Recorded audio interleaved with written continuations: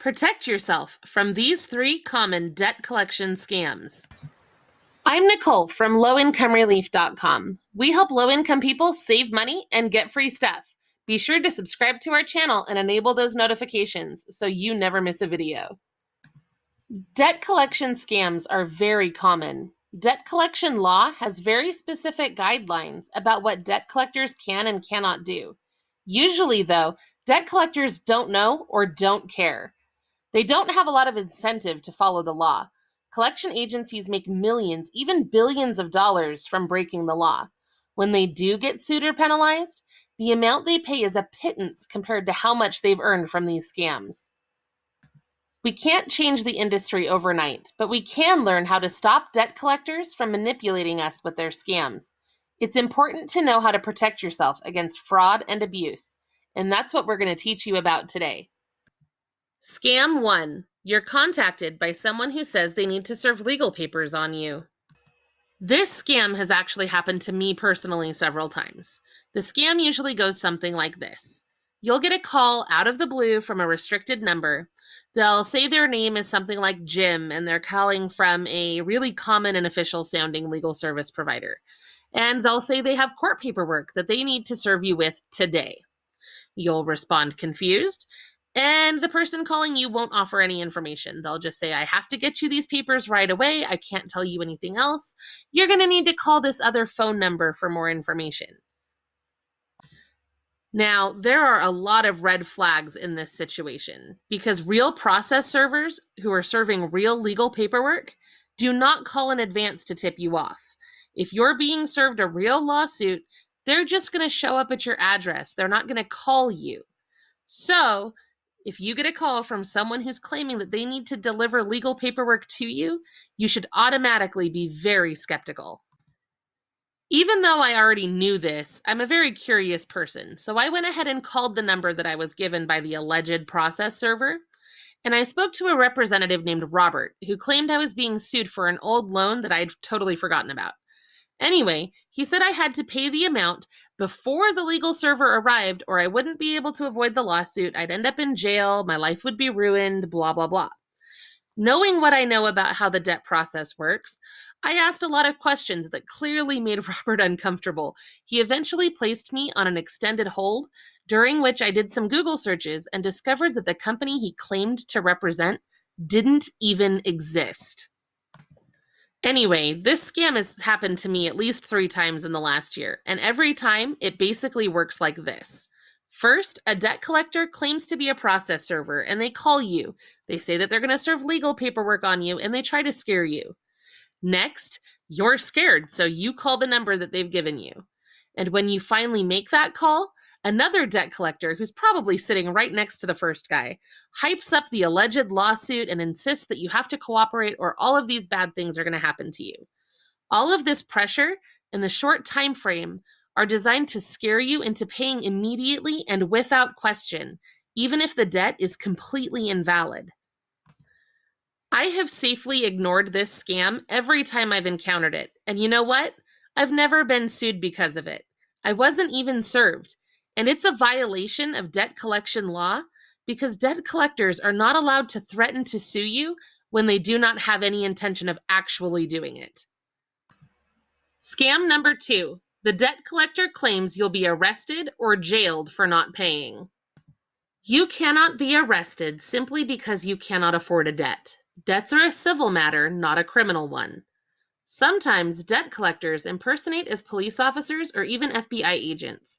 But law enforcement personnel do not collect on debts. Dateline once covered how some debt collectors pose as law enforcement. Sometimes they'll claim that felony charges have been made or say that warrants have been issued. So it's important to know that you cannot be arrested simply because you did not pay a debt. If someone contacts you and claims to work for a law enforcement agency, write their name down and hang up. Call the agency back directly at their published number, and you'll most likely find that you cannot locate the person who called you. Scam number 3, zombie debt that just won't die. Zombie debt earned its name because it comes back again and again and again, even after you think it's been dealt with. These debts are created because companies extract as much money as they can and then they sell the remaining debt to another company. The new company tries to get the rest from you and may sell whatever remains to another company. The market of debt buying and selling is a complete mess. In many cases, debts are bundled together and sold as is. The seller acknowledges that there may be faults in the paperwork, but buyers still buy them. Why? Because they pay just pennies on the dollar, and the opportunity for returns are huge. Buyers of zombie debt usually have little more than a name, contact information, and an alleged amount owed. They usually can't verify the debt because they lack the necessary paperwork to pursue the case in court, but they'll never tell you that when they contact you. Instead, you'll find zombie debt popping up on your credit report again and again and again. Sometimes it'll persist after the original statute of limitations has passed. And if you make a voluntary payment, you can reset the statute of limitations and accidentally validate that debt. If you receive a collections notice or call for an old debt that may be close to or past the statute of limitations, do not pay it. Check the dates first to see if you're being tricked into turning a time-barred debt into a zombie debt. The best way to fight zombie debt is to submit a written demand for the debt collection company to verify their right to collect on that debt. There is certain paperwork that they have to maintain in order to legally collect. One of those things is a valid, unbroken chain of assignment that shows all the companies that have owned that debt all the way back to the original creditor. If they can't show you that paperwork, the debt is not valid and you should not pay it. You can also request to have invalid debt removed from your credit report. So what should you do if you're the victim of one of these scams? The most important thing you can do is to always document your interaction with debt collectors. By law, they have to identify themselves when they call you.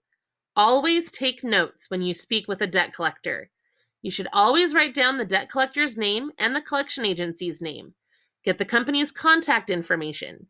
Be sure to ask who the original creditor was, what the original balance was, and what the current balance is. If there's a difference in the amounts owed, ask why. You should also document the time, date, and duration of each call. Another thing you should write down is any suspected debt law violation that occurs when you are contacted by a debt collector. You are going to want the time, date, and the type of violation that you suspect occurred. If the debt collector has broken the law or said anything suspicious, put it in your notes. And if the violation occurred in a voicemail, be sure to save that voicemail.